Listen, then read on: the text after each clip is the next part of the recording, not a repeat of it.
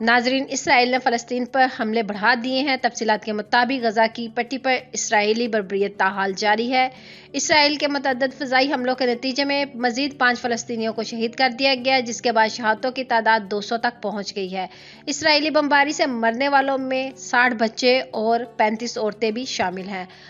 Report کے مطابق اسرائیل کی جانب سے غزہ پر کم از کم 70 فضائی حملے کیے گئے اور شہری آبادیوں پر بمباری کی۔ یہ 2014 میں ہونے والے بمباری کے بعد غزہ کا سب سے زیادہ شدید فضائی حملہ بتایا جاتا ہے۔ آج صبح کیے گئے حملوں کے اہداف میں فلسطینی سرزمین کے متعدد فوجی اور حفاظتی اڈے شامل تھے۔ غزہ کے وسط میں 4 منزلہ عمارت پر بھی بمباری کی گئی۔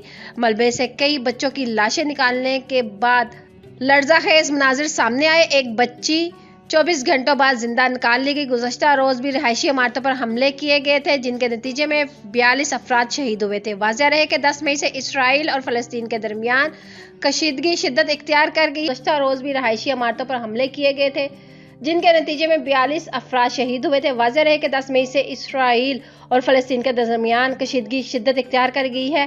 ایک اندازے کے مطابق اب تک 490 افراد زخمی اور ہزاروں بے گھر ہو چکے ہیں۔ یاد رہے کہ بیت المقدس میں اسرائیلی پولیس اور فلسطینی شہریوں میں تازہ جھڑپوں کی ابتدا اس وقت ہوئی تھی جب مشرقی بیت المقدس میں یہودی آباد کاروں کی جانب سے وہاں بسنے والے چند فلسطینی خاندانوں کو بے دخل کرنے کی کوشش کی گئی۔ یاد رہے کہ گزشتہ روز اسلامی تعاون OIC کے وزرائے خارجہ کے اجلاس میں فلسطین کے حق میں اور اسرائیل مظالم کے خلاف قرارداد منظور کر لی گئی تھی۔ سعودی عرب کی درخواست پر فلسطین کی صورتحال پر OIC وزرائے خارجہ کا ہنگامی اجلاس طلب کیا گیا تھا، جس میں اسرائیلی حملوں اور فلسطین کی صورتحال کا جائزہ لیا گیا۔